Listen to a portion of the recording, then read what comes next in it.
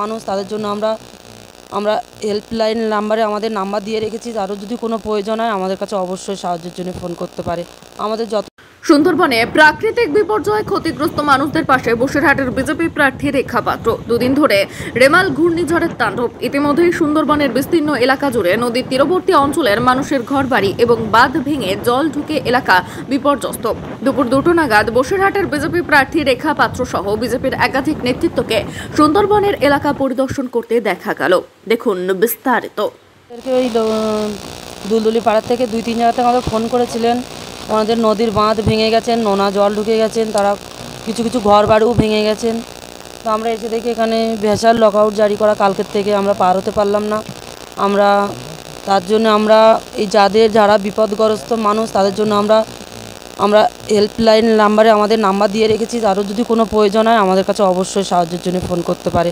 আমাদের যতটুকু করার আমরা চেষ্টা করব ওনাদের জন্য। আমরা বউ ঠাকুরন মালমপাড়া বাজার ওই লাইনে যাব, শুনেছি ওদিকেও নাকি নোনা জল ঢুকেছে, অনেক জায়গা থেকে ভেঙেছে। এখানে তো পারলাম না, তো আমরা ওটা তো আর ভেসাল পারবার নেই, তো ওইটা আমরা কভার করতে যাব, ওটা একটু দেখার জন্য যাব।